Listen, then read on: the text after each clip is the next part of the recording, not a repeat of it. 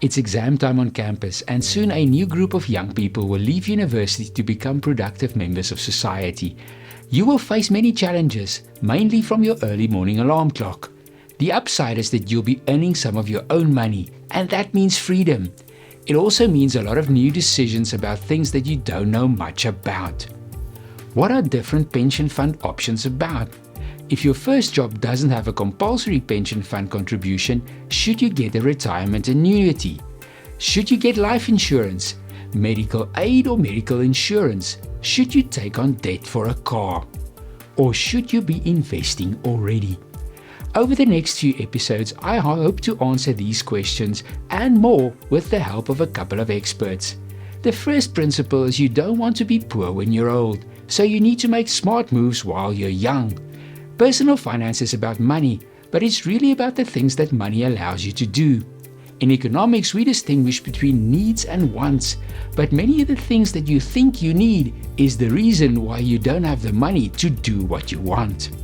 If you don't want to struggle like everyone else, you're going to have to do things differently, and you have to start now.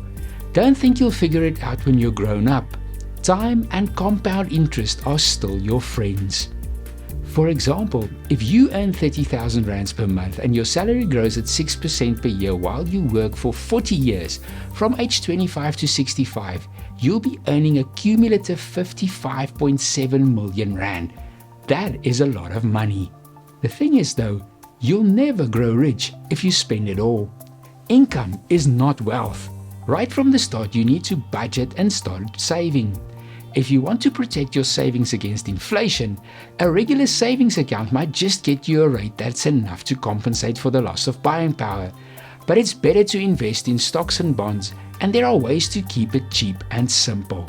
For example, have a look at tax-free savings products like Liberty's Stash app, or buy into an index fund called an ETF. Signia has some options, and these days there are even hedge fund options. Over the next few episodes, we'll chat more about these, but there are 10 rules to take to heart now. Number 1, save as much as you can from as early as you can. 2, save first and automatically. Become allergic to debt. Care about other things than things. Spend your money on experiences that make you happy. Buy a cheap car.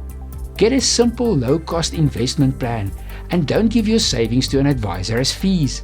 Insure against things that can bankrupt you. Don't become old and poor. And number 10, start now. Thank you for tuning into this week's edition of Economics Weekly with me, Waldo Krugell. Drop a comment or a question below and join me again for next week's episode when we look at these personal finance issues and the news that makes the economy tick.